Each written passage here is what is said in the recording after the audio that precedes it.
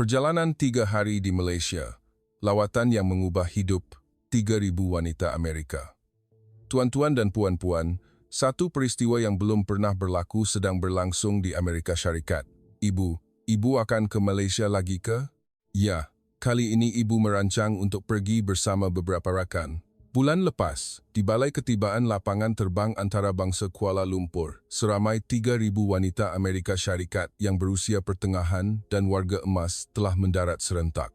Kaki tangan lapangan terbang sangat keliru. Dalam sejarah pelancongan Malaysia, tidak pernah ada rombongan pelancong sebesar ini yang memasuki negara ini pada masa yang sama.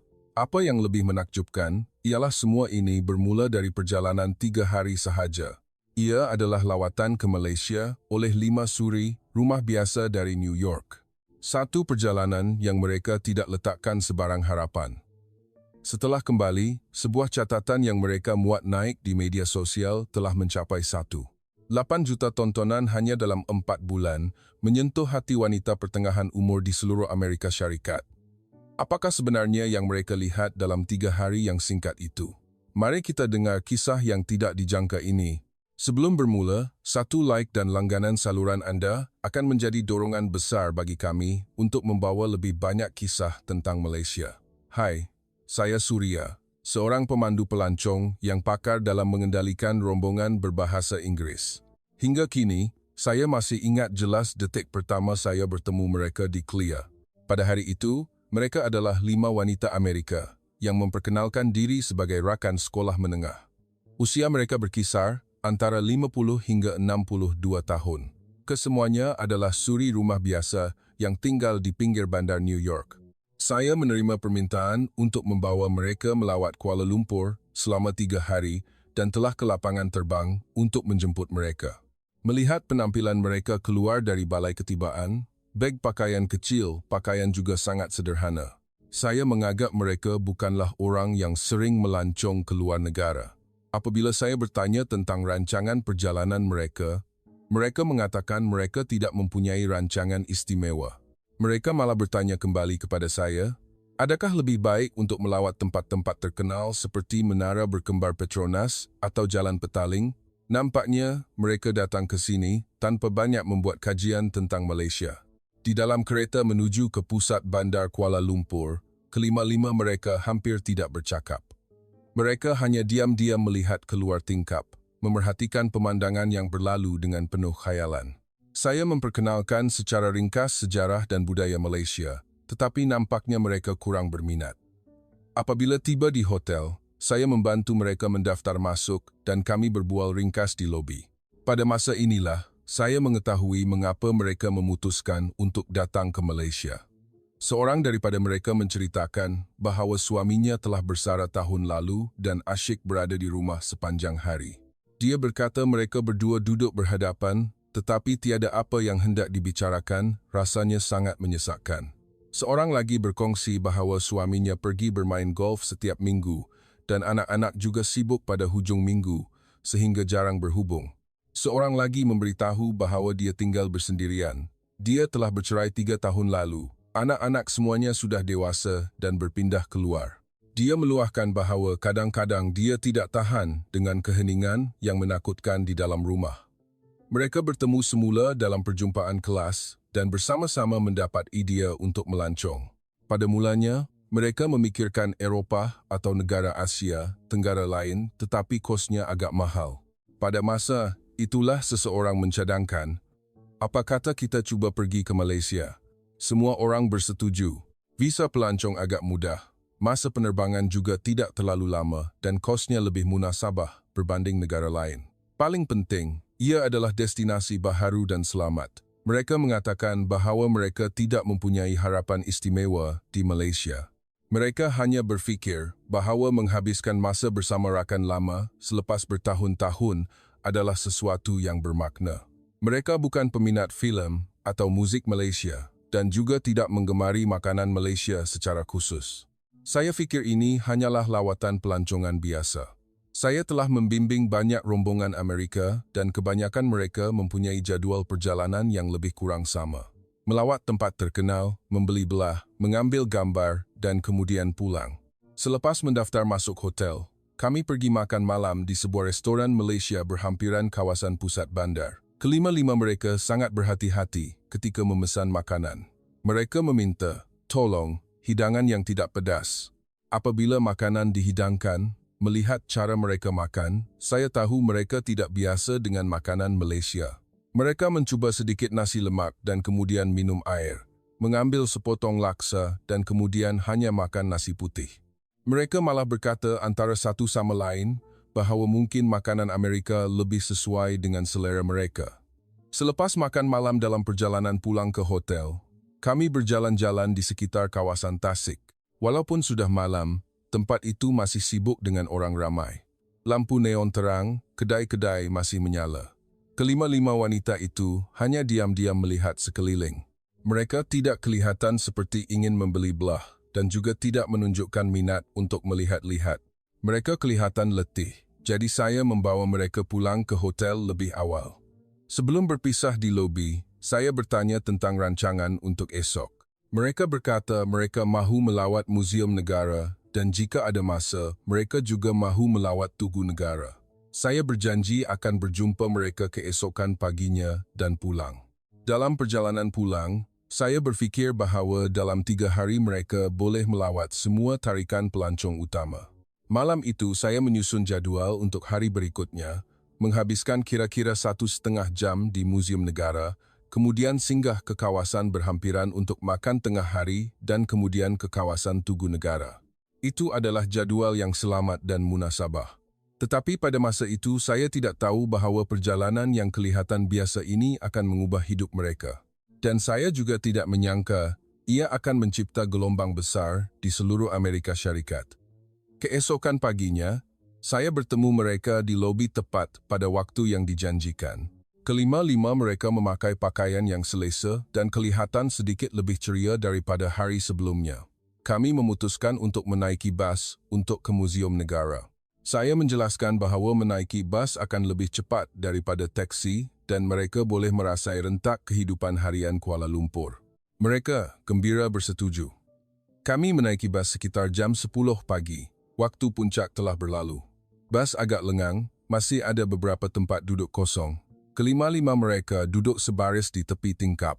Apabila bas berhenti di satu perhentian, pintu terbuka dan seorang makcik tua menaiki bas. Makcik itu berusia sekitar 70 tahun, memegang 2 bakul yang kelihatan sangat berat di kedua-dua tangan dan dia kelihatan sukar untuk bergerak masuk. Tepat pada masa itu, seorang anak muda pelajar berusia sekitar 20 tahun yang duduk di barisan bertentangan segera berdiri. Dia memakai fon kepala, tetapi cepat-cepat menanggalkannya dan mendekati makcik tua itu. Dia memberi isyarat bahawa dia mahu membantu makcik itu membawa bakul-bakul tersebut. Makcik itu melambaikan tangan, menunjukkan bahawa dia baik-baik saja. Tetapi pelajar itu cepat-cepat mengambil kedua-dua bakul dan membawanya ke tempat duduknya. Dia menjemput makcik tua itu duduk di kerusi. Makcik itu mengucapkan terima kasih. Pelajar itu hanya melambaikan tangan seolah-olah itu adalah perkara biasa dan berkata dia akan turun di perhentian seterusnya. Memang dia turun di perhentian berikutnya. Sebelum turun, dia menundukkan kepala dan menyapa makcik tua itu sekali lagi. Saya diam-diam memerhatikan tetamu Amerika saya. Kelima-lima mereka tekun memerhatikan adegan itu. Ekspresi mereka agak pelik, seolah-olah ingin tahu dan terharu. Mereka tidak mengucapkan sepatah kata pun. Dalam perjalanan berjalan kaki dari perhentian bas ke Muzium Negara, kelima-lima mereka masih senyap. Mereka kurang bercakap daripada biasa. Saya tidak tahu apa yang mereka fikirkan. Apabila tiba di perkarangan Muzium Negara yang luas, seorang daripada mereka baru bersuara perlahan, mengatakan bahawa pemandangan di dalam bas tadi sungguh mengagumkan. Yang lain juga mengangguk setuju. Mereka berkata itu adalah pemandangan yang jarang berlaku di Amerika Syarikat. Sudah tentu, terdapat juga ramai orang yang baik hati di Amerika Syarikat tetapi tidak ramai yang bertindak secara semula jadi begitu. Mereka terutamanya terkejut melihat seorang pemuda membantu seorang wanita tua. Mereka berkata bahawa kebanyakan belia Amerika hari ini hanya terpaku pada telefon pintar dan tidak mengambil berat tentang persekitaran mereka. Tetapi belia Malaysia nampaknya berbeza. Saya menjelaskan bahawa itu adalah imej yang sangat biasa bagi rakyat Malaysia. Di sini, memberi tempat duduk kepada orang tua dan wanita di dalam pengangkutan awam dianggap sebagai sebahagian daripada budaya. Kami diajar seperti itu sejak kecil. Mereka berkata, itu adalah budaya yang mengagumkan. Dia berkata bahawa Amerika Syarikat juga merupakan negara yang menghargai adat sopan, tetapi kebelakangan ini individualisme semakin kuat.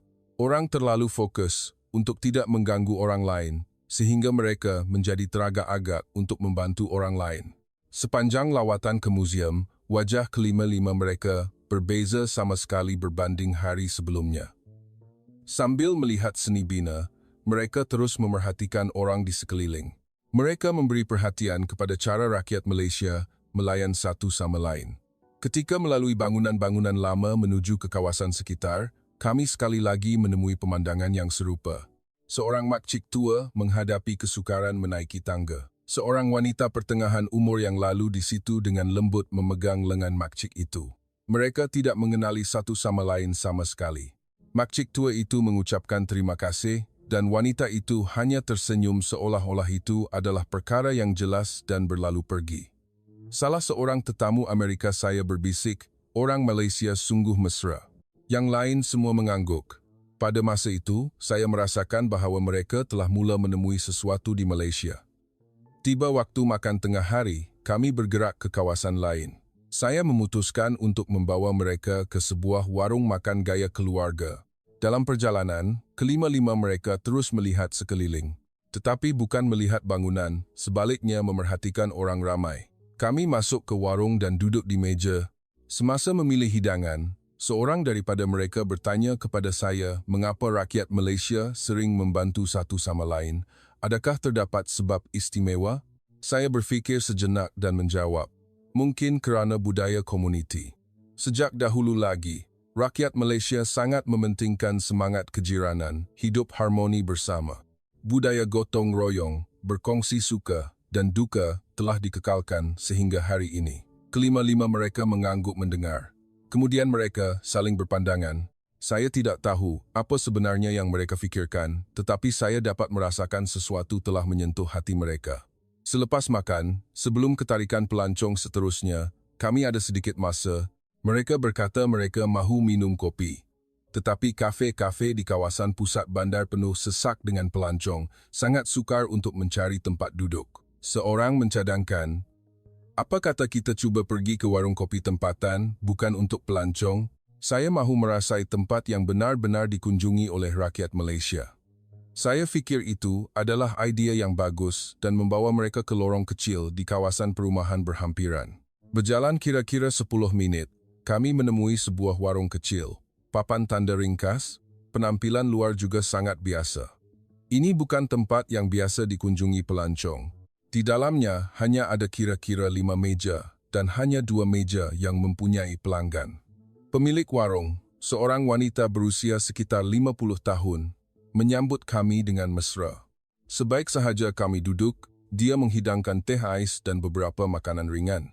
Menu hanya mengandungi hidangan biasa seperti nasi lemak, laksa, dan hidangan nasi rumah yang lain. Kelima-lima mereka sekali lagi berhati-hati memesan. Tolong hidangan yang tidak pedas. Pemilik warung berkata, ya, boleh. Puan-puan dari Amerika Syarikat ya. Nampaknya dia dapat tahu melalui cara mereka bercakap, sikapnya menjadi lebih mesra. Orang Amerika biasanya tidak boleh makan pedas. Puan-puan jangan risau. Dia berkata, saya akan buat hidangan yang tidak pedas untuk puan-puan. Kemudian dia bertanya, ini kali pertama puan-puan makan makanan Malaysia ke? Seorang menjawab dengan jujur, kami sudah makan sekali malam tadi, tetapi agak sukar untuk dimakan. Pemilik warung tersenyum dan berkata, hari ini puan-puan pasti akan makan dengan berselera. Walaupun sudah kembali ke dapur, pemilik warung itu masih sentiasa memerhatikan kami. Kadang-kadang dia keluar untuk menambah teh ais atau bertanya sama ada kami memerlukan apa-apa. Bukan perkara besar, tetapi cara dia menjaga kami seolah-olah sedang melayan tetamu kehormat di rumah. Makanan dihidangkan, ia juga laksa, tetapi kuahnya mempunyai warna yang lebih pudar berbanding hidangan yang mereka makan semalam. Nampaknya pemilik warung sengaja mengurangkan rempah, kuah juga tidak terlalu pekat. Ulam-ulaman juga diletakkan berasingan. Seorang daripada mereka dengan ragu-ragu mencuba sepotong. Kemudian matanya membesar. "Sedapnya," dia berseru. Yang lain juga mencuba dan mengangguk. Reaksi yang berbeza sama sekali berbanding hari sebelumnya. Pemilik warung keluar lagi dan bertanya, "Bagaimana rasa hidangan kami, puan-puan?" Kelima-lima mereka menjawab, "Sungguh sedap."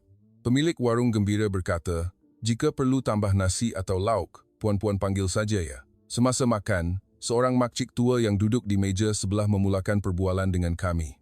"Puan-puan datang dari Amerika Syarikat ya?" Dia bertanya, "Adakah makanan Malaysia sesuai dengan selera?" Apabila kelima-lima mereka menjawab bahwa ia sangat sedap, makcik tua itu kelihatan berpuas hati. Dia menyambung, "Laksa di sini memang sedap. Seminggu 3 kali makcik datang makan." Pemilik warung masak dengan sepenuh hati, jadi dia terkenal di seluruh kawasan ini. Dia bercerita dengan bangga. Kemudian dia mula bercerita tentang perjalanannya. 10 tahun lalu makcik pergi ke Pulau Pinang. Cantik sangat. Orang Malaysia peramah, bandar pula bersih. Dia memuji. Dia juga berkata jika ada peluang, dia ingin pergi lagi. Pada mulanya, kelima-lima wanita itu agak keliru. Mereka tidak biasa dengan orang asing yang tiba-tiba memulakan perbualan. Mereka kemudian menceritakan bahawa di Amerika Syarikat orang jarang memulakan perbualan dengan orang asing, tetapi senyuman mesra dan sikap ikhlas makcik tua itu perlahan-lahan membuat mereka terbuka hati. Seorang daripada mereka bertanya ke mana makcik tua itu pernah pergi di Malaysia dan perbualan itu berterusan. Saya menjadi penterjemah di tengah-tengah. Makcik tua itu berpesan kepada mereka, "Puan-puan tinggal di Malaysia lama-lama ya. Ada banyak benda untuk dilihat dan dimakan, terutamanya kena cuba pergi Melaka dan Pulau Pinang." Dia juga berkata jika mereka kembali lain kali, dia akan tunjukkan lebih banyak kedai makanan yang sedap. Semasa kami pergi ke kaunter untuk membayar, pemilik warung bertanya lagi, "Puan-puan makan dengan berselera ke?" Kelima-lima mereka mengucapkan terima kasih dan memuji makanan itu sangat sedap. Pemilik warung dengan gembira berkata, "Datang lagi lain kali ya?" Dia juga menambah, "Semoga puan-puan berseronok di Malaysia." Dia melambaikan tangan kepada kami sehingga kami keluar dari pintu. Melangkah keluar, wajah semua orang berseri-seri. Seorang berkata, "Mereka benar-benar orang yang mesra, makanan memang sedap." Tetapi hati mereka lebih hebat lagi. Yang lain juga bersetuju. Mereka berkata bahawa di restoran Amerika Syarikat, kaki tangan tidak akan pernah sebegitu prihatin. Mereka hanya mengambil pesanan dan menghidangkan makanan, itu sahaja. Tetapi di sini berbeza. Rasanya seperti mereka benar-benar menghargai pelanggan, seorang berkata. Seorang lagi menyebut tentang makcik tua di meja sebelah. Anehnya, orang yang baru berjumpa buat kali pertama, boleh memulakan perbualan secara semula jadi begitu. Di Amerika Syarikat, perkara itu tidak mungkin berlaku. Dalam perjalanan, mereka terus bercakap tentang warung makan itu. Pengalaman di sebuah warung kecil di kawasan kejiranan nampaknya meninggalkan kesan yang lebih mendalam daripada tarikan pelancong yang terkenal. Pada masa itu, saya sekali lagi merasakan bahawa wanita-wanita ini sedang menemui sesuatu yang sangat istimewa di Malaysia. Pagi keesokan hari lawatan, ia adalah hari terakhir jadi tiada jadual istimewa. Kelima-lima mereka berkata mereka mahu pergi membeli belah secara bebas. Saya mencadangkan tempat-tempat seperti Jalan Petaling atau pusat membeli belah utama, tetapi seorang daripada mereka memberikan cadangan lain. Daripada membeli belah, saya mahu melihat lebih banyak kehidupan harian rakyat Malaysia. Tempat-tempat seperti kawasan perumahan atau pasar awam tempatan, bagaimana pula, yang lain juga bersetuju. Saya mencadangkan mereka pergi ke pasar awam tempatan. Saya menjelaskan bahawa tempat itu kebanyakannya dikunjungi oleh penduduk tempatan, bukan pelancong. Kelima-lima mereka berkata bahawa itu sangat bagus. Kami menaiki bas lagi. Semasa kami bertolak dari hotel, sudah kira-kira jam 11 pagi. Waktu puncak telah lama berlalu, tetapi di dalam bas masih ramai orang. Sebaik sahaja kami menaiki bas, kami melihat pelbagai lapisan masyarakat, ada pelajar sekolah, ada pekerja pejabat, tetapi ada satu kumpulan orang yang menarik perhatian. Itu adalah wanita pertengahan umur sekitar 50 hingga 60 tahun. Di satu sudut, terdapat 4 wanita yang duduk bersama. Kesemuanya memakai pakaian sukan, kelihatan seperti pakaian yoga. Di tangan mereka memegang tikar yoga yang telah digulung. Saya terdengar perbualan mereka. Mereka sedang bercakap tentang sesi yoga yang baru tamat. Mereka ketawa mengatakan guru mengajar gerakan yang sukar hari ini, tetapi mereka tidak kelihatan letih, malah sangat gembira. Seorang berkata, "Tengah hari ini makan apa ya?" Seorang lagi menjawab, "Apa kata kita cuba pergi ke kedai laksa yang baru dibuka berhampiran sini?" Dengar kata sedap. Kemudian mereka juga berbincang untuk pergi menonton filem baharu pada sebelah petang. Saya diam-diam memerhatikan tetamu saya. Kelima-lima mereka sedang melihat wanita-wanita itu. Mereka kelihatan seperti sedang mendengar, dengan ekspresi yang sangat teliti. Tidak jauh dari situ, terdapat 2 wanita lain berdiri. Mereka berusia sekitar 60 tahun, seorang memegang kamera, seorang lagi sedang mengeluarkan sesuatu dari dalam beg. Saya juga terdengar perbualan mereka. Mereka berkata hari ini mereka berjanji untuk pergi ke taman mengambil gambar. Cuaca cantik begini pasti dapat gambar yang cantik.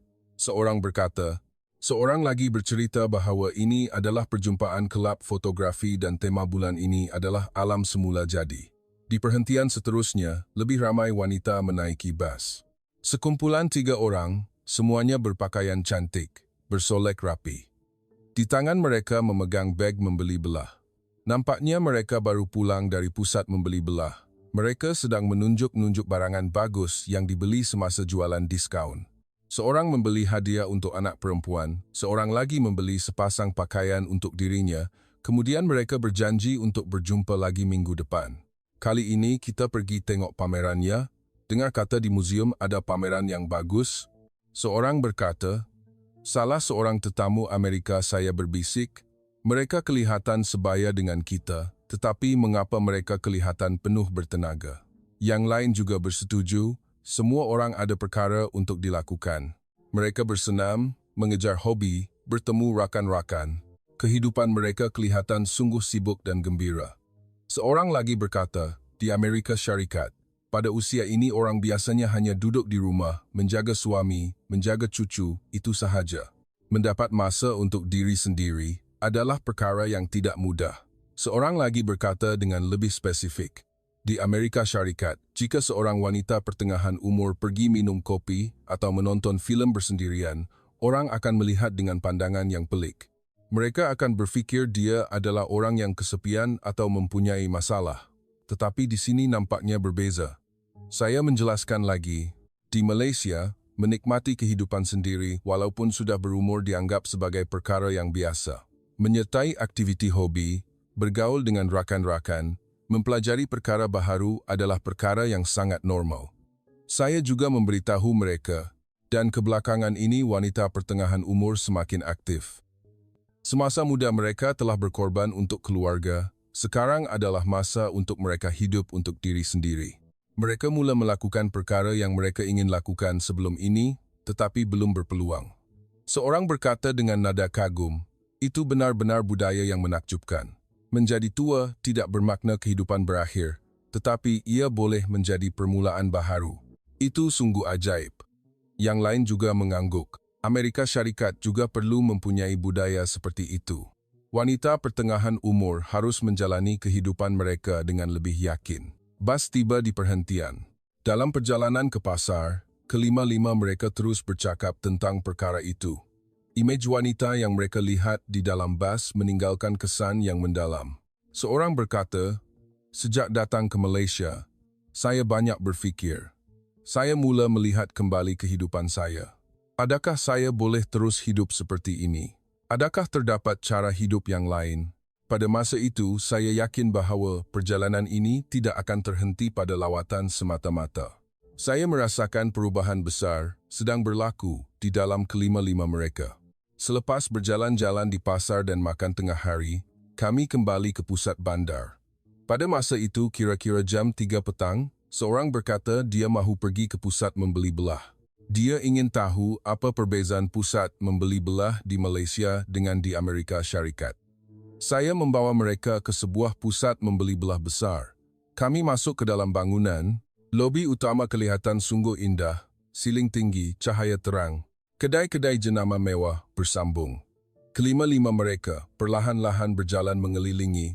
Nampaknya mereka tidak berniat untuk membeli belah, hanya sekadar melihat. Kami menaiki eskalator ke tingkat 2 kawasan jualan pakaian wanita. Di satu sudut saya melihat papan notis. Itu adalah maklumat mengenai kelas-kelas di pusat komuniti. Seorang menunjukkan minat dan ingin mendekat untuk melihat. Berdiri di hadapan papan notis, mereka melihat banyak program yang disenaraikan. Kelas memasak, gubahan bunga, kaligrafi, yoga. Tetapi apa yang menarik perhatian mereka ialah terdapat kawasan khusus untuk program istimewa bagi golongan berusia 50 tahun ke atas. Terdapat kelas panduan penggunaan telefon pintar yang mengajar dari cara mengambil gambar, menyunting hingga cara menggunakan media sosial. Terdapat kelas penciptaan kandungan YouTube, mengajar cara membuat video, menyunting dan memuat naik, dengan jelas menyatakan sasaran adalah orang berusia lebih 50 tahun, malah ada kelas istimewa. Keusahawanan dengan modal kecil. Mengajar cara mengendalikan gerai jualan dalam talian dengan pensyarah adalah mereka yang telah berjaya memulakan perniagaan. Kelima-lima mereka tekun membaca papan notis itu. Seorang berseru terkejut. Sungguh tidak dapat dipercayai terdapat program seperti ini, sangat berbeza dengan pusat komuniti di Amerika Syarikat. Seorang lagi bertanya, di Amerika Syarikat ada program apa? Orang itu menjawab, kebanyakannya adalah perkara tradisional seperti gubahan bunga, upacara minum teh, menganyam. Sudah tentu program-program itu juga bermakna, tetapi terasa agak ketinggalan zaman. Tiada perkara praktikal yang sesuai dengan zaman sekarang. Ada program untuk orang muda, tetapi sangat jarang ada program untuk orang pertengahan umur. Seorang membaca dengan lebih teliti bahagian penerangan program dan kagum. Sungguh praktikal. Semuanya adalah perkara yang boleh diaplikasikan segera selepas belajar. Dia sangat berminat dengan program keusahawanan, kebolehan untuk memulakan pekerjaan baharu walaupun sudah berumur sungguh menakjubkan. Di Amerika Syarikat, perkara itu tidak terfikir. Saya menjelaskan lagi, di Malaysia, mencuba perkara baharu tanpa mengira usia sentiasa dilihat secara positif. Malah orang berpendapat bahawa golongan pertengahan umur dengan pengalaman hidup yang kaya apabila memulakan perniagaan akan mempunyai kadar kejayaan yang lebih tinggi. Sebenarnya, bilangan orang berusia lebih 50 tahun yang memulakan perniagaan semakin meningkat. Mereka membuka gerai dalam talian, kafe kecil. Mereka tidak takut gagal tetapi berani mencuba. Seorang berkata dengan nada cemburu, masyarakat Malaysia nampaknya memberi peluang kepada wanita pertengahan umur. Sedangkan di Amerika Syarikat ada suasana tersirat bahawa apabila anda berumur, anda patut bersara tetapi Malaysia berbeza. Yang lain juga bersetuju. Di Amerika Syarikat, orang berpendapat bahawa selepas usia 50 tahun sudah terlambat untuk mempelajari sesuatu yang baharu. Tetapi di Malaysia, nampaknya mereka menggalakkan anda untuk bermula pada masa itu. Pejabat pusat komuniti berada betul-betul berhampiran. Seorang bertanya sama ada boleh masuk untuk bertanya maklumat lanjut? Saya tentu saja bersetuju. Apabila kami masuk, seorang kaki tangan menyambut dengan mesra dan bertanya sama ada kami mempunyai sebarang soalan tentang program-program tersebut. Salah seorang tetamu, saya bertanya banyak soalan. Berapakah yuran pengajian? Berapa lama masa belajar? Bolehkah orang asing mendaftar? Kaki tangan itu menjelaskan satu persatu dengan penuh perhatian, yuran pengajian lebih murah daripada yang mereka fikirkan, masa belajar kebanyakannya kira-kira 1,2 bulan. Orang asing tentu saja boleh mendaftar. Dia juga menceritakan contoh-contoh kejayaan selepas menyertai program. Seorang makcik berusia 60 tahun telah membuka laman jualan dalam talian dan kini mempunyai pendapatan yang agak baik. Seorang wanita berusia 50 tahun memulakan YouTube dan salurannya telah mempunyai lebih daripada 100,000 pelanggan. Kelima-lima mereka mendengar dengan wajah terkejut. Nampaknya mereka tidak percaya sama ada perkara itu benar. Tetapi mendengar penjelasan ikhlas kaki tangan itu, mereka perlahan-lahan percaya. Selepas keluar dari pejabat, mereka masih terus bercakap tentang perkara itu. Sungguh mengagumkan. Kami kini faham bagaimana Malaysia melihat wanita pertengahan umur. Seorang berkata, seorang lagi mengulas. Di Malaysia, usia nampaknya hanya sekadar nombor. Apa yang penting ialah apa yang anda mahu lakukan sekarang, apa yang anda boleh lakukan. Yang lain juga sangat bersetuju. Di Amerika Syarikat, usia menentukan perkara yang patut anda lakukan, tetapi di Malaysia, ia adalah kebebasan. Anda boleh melakukan apa yang anda mahu, menjadi sesiapa yang anda mahu. Semasa meninggalkan pusat membeli belah, seorang berbisik, perjalanan ini lebih bermakna daripada yang saya fikirkan. Bukan sekadar melihat pemandangan, kami telah belajar dan merasai banyak perkara. Saya mengangguk dengan kata-kata itu. Sebenarnya, saya sendiri dalam proses membimbing mereka juga telah menemui semula kebaikan Malaysia. Melihat melalui lensa orang asing, perkara yang saya anggap biasa tiba-tiba menjadi sangat istimewa. Pagi hari menuju ke lapangan terbang, saya bertemu kelima-lima mereka di lobi hotel. Wajah mereka penuh kerinduan, nampaknya mereka sangat menyesal kerana terpaksa pulang. Kami memuatkan bagasi ke dalam kereta dan menuju ke lapangan terbang. Di dalam kereta, kelima-lima mereka diam, setiap orang tenggelam dalam fikiran sendiri sambil melihat keluar tingkap. Seorang berbisik, saya mahu kembali ke tempat ini. Tiba di lapangan terbang, saya membantu mereka membuat prosedur. Sebelum mereka masuk ke pintu keselamatan, kami mengucapkan selamat tinggal. Kelima-lima mereka mengucapkan terima kasih yang tulus bahawa mereka mempunyai pengalaman yang indah. Seorang memegang tangan saya. Perjalanan ini akan menjadi kenangan yang tidak dapat dilupakan dalam hidup saya. Pandangan saya tentang Malaysia telah berubah. Dan pandangan tentang diri saya sendiri juga telah berubah. Kelima-lima mereka hilang di sebalik pintu keselamatan. Melihat bayangan mereka, saya tertanya-tanya apabila kembali ke Amerika Syarikat, bagaimana mereka akan menerima pengalaman ini. Kira-kira sebulan kemudian, saya menerima email, ia adalah daripada salah seorang daripada 5 wanita itu. Dia menceritakan bahawa sejak kembali ke Amerika Syarikat, setiap hari dia dan rakan-rakannya bercakap tentang Malaysia, dan dia telah mula menulis blog tentang perjalanan itu. Dia mencatat apa yang dia lihat dan rasai disertakan dengan gambar. Pada mulanya, dia hanya merancang untuk mencatat kenangan, tetapi sesuatu yang tidak dijangka berlaku. Setiap kali dia memuat naik catatan baharu, jumlah tontonan melonjak, komen juga masuk bertalu-talu. Kebanyakannya daripada wanita Amerika yang sebaya, mereka berkongsi bahawa mereka juga mempunyai kebimbangan yang serupa. Banyak komen ingin tahu sama ada Malaysia benar-benar berbeza sebegitu. Terutamanya satu catatan telah mencipta reaksi meletup. Catatan itu bertajuk, "Di Malaysia, wanita pertengahan umur tidak ada usia bersara." Dia menceritakan kisah tentang wanita di dalam bas dan pusat komuniti di pusat membeli belah. Catatan itu tersebar dengan pantas. Dalam sebulan, ia mencapai lebih daripada 100 tontonan. 2 bulan kemudian 500 tonton dan 3 bulan kemudian melepasi angka 1 juta.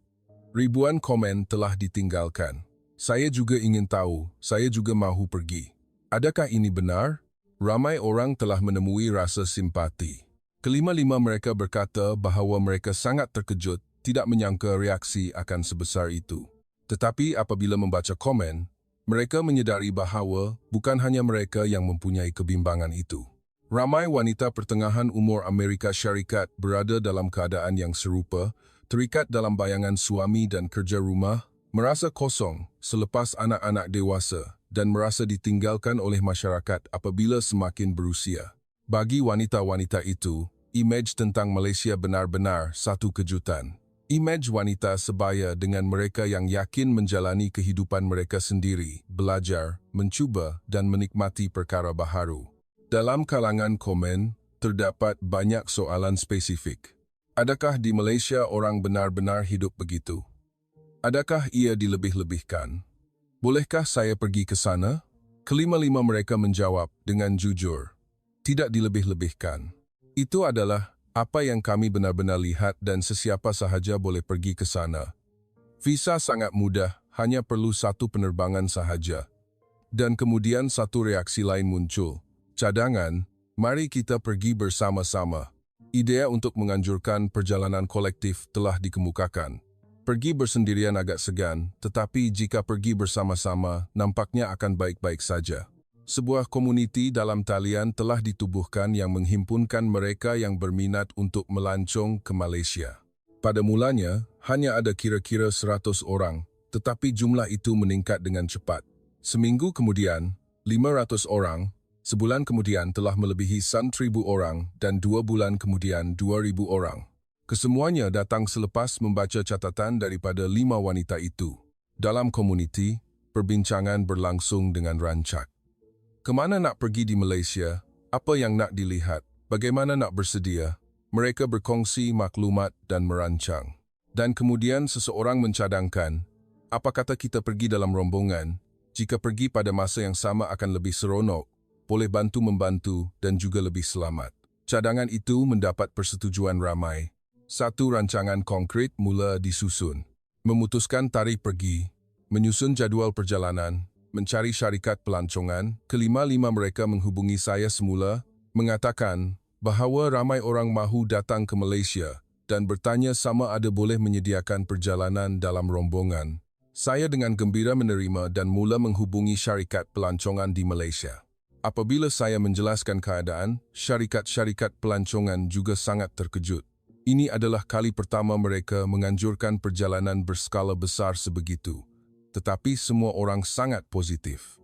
Banyak syarikat pelancongan bekerjasama untuk menyediakan penginapan, makanan, dan jadual perjalanan.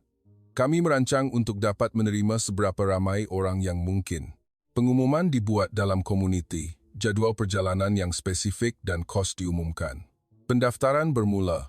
Reaksi benar-benar meletup. Dalam sehari sahaja sudah ada 1,000 orang mendaftar. Hari kedua, jumlahnya melepasi 2,000. 3 hari kemudian telah mencapai 3,000 orang. Syarikat-syarikat pelancongan keliru kerana jumlahnya jauh melebihi jangkaan, tetapi mereka tidak berputus asa. Lebih banyak syarikat pelancongan lagi menyertai. Syarikat penerbangan dihubungi.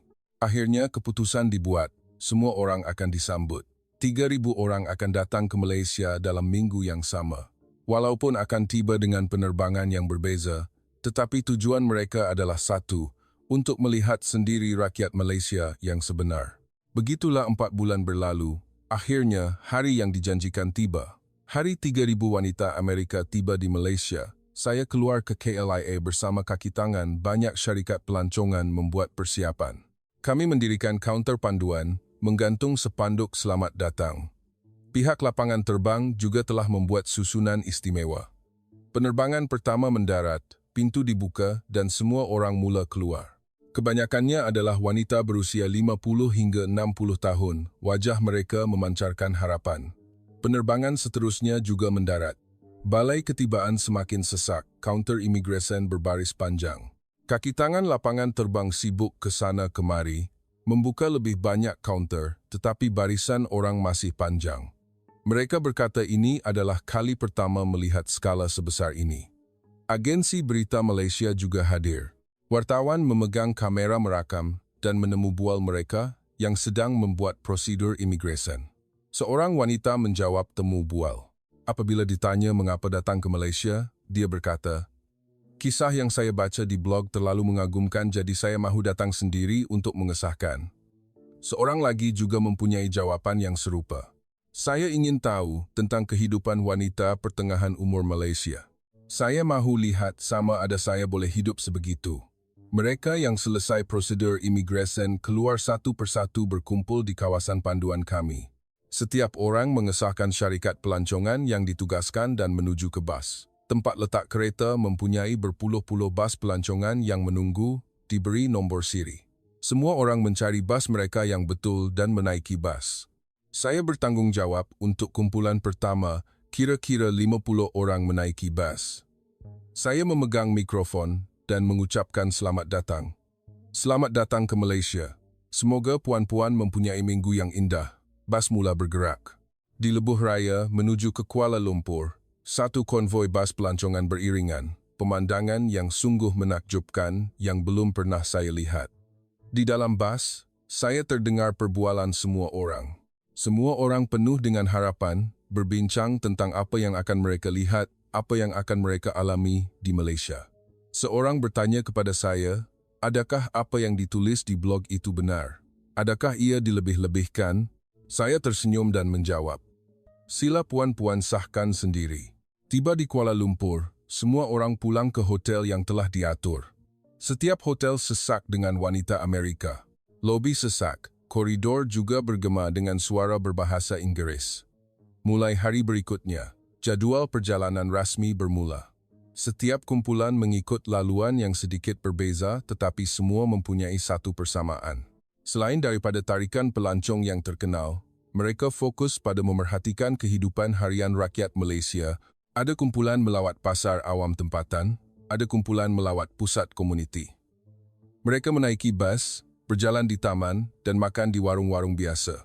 Saya membawa kumpulan saya ke pasar yang saya bawa 5 orang itu 4 bulan lalu. Kami berjalan di sekitar pasar dan makan tengah hari di warung kecil. Pemilik warung masih mengenali saya. "Puan ke yang datang sini kali lepas?" dia bertanya. Apabila saya menjawab, "Ya," dia sangat gembira dan terkejut kerana rombongan kali ini sangat ramai. Pemilik warung kali ini juga telah memasak hidangan dengan penuh hati. Kerana tetamu dari Amerika Syarikat, dia telah menyesuaikan supaya kurang pedas. Dia berkata, semua orang makan dengan berselera dan mengatakan bahawa makanan Malaysia lebih sedap. Mereka banyak berfikir. Dalam beberapa hari melancong ke seluruh Kuala Lumpur, saya memerhatikan reaksi semua orang. Pada mulanya adalah pandangan ingin tahu, tetapi dari masa ke masa, ekspresi mereka telah berubah. Mereka terharu, terkejut dan juga ada kekaguman. Terutama apabila melihat wanita pertengahan umur Malaysia, reaksi mereka sangat jelas. Mereka kagum apabila melihat wanita yang memakai pakaian sukan di dalam bas. Mereka berdiri lama di hadapan papan notis pusat komuniti untuk melihat program-program. Seorang berkata kepada saya, "Apa yang saya baca di blog sudah mengagumkan, tetapi melihat dengan mata sendiri lebih mengagumkan.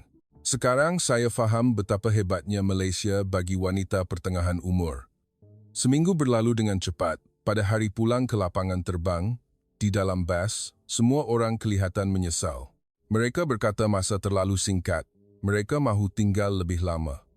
Seorang berkata dengan wajah serius, "Saya terfikir, bagaimana jika saya tinggal di Malaysia?" Tentu saja itu bukan keputusan yang mudah, tetapi mungkin berbaloi untuk difikirkan. Yang lain juga bersetuju, serta-merta memang sukar. Tetapi entah bila-bila hari nanti, mungkin boleh. Sekurang-kurangnya, saya mahu kerap kembali walaupun hanya beberapa kali setahun untuk merasai semangat Malaysia, menghantar mereka di lapangan terbang. Saya fikir ini hanyalah permulaan.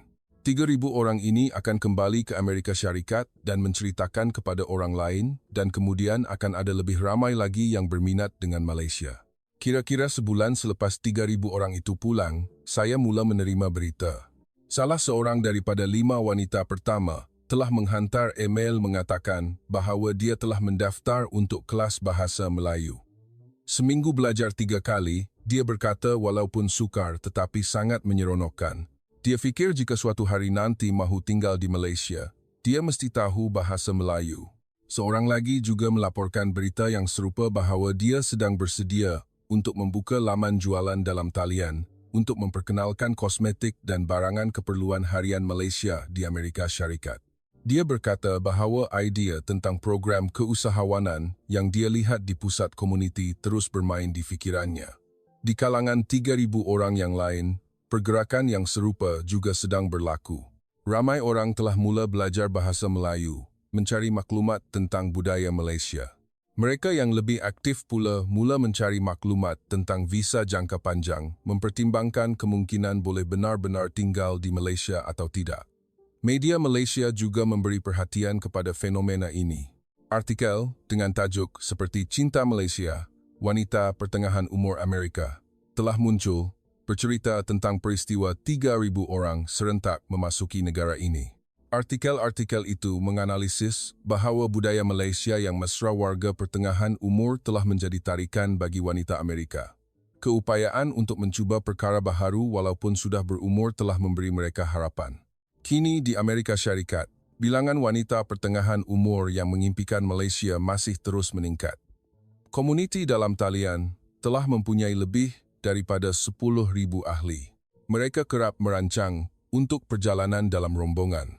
Satu pertukaran baharu telah lahir antara Amerika Syarikat dan Malaysia. Satu pertukaran budaya yang berpusat kepada wanita pertengahan umur. Itu adalah masa untuk mereka belajar dan memahami satu sama lain. Menyaksikan semua ini, saya fikir ia sungguh menakjubkan. Apabila perjalanan kecil boleh mencipta perubahan besar sebegitu.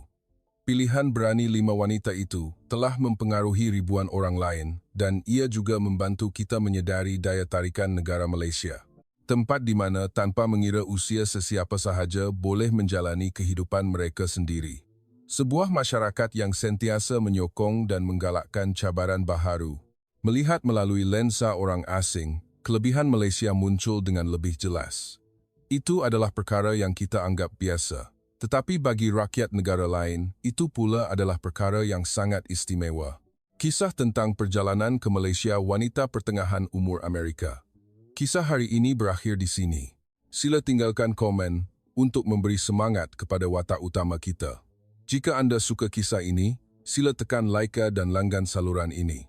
Terima kasih kerana menonton.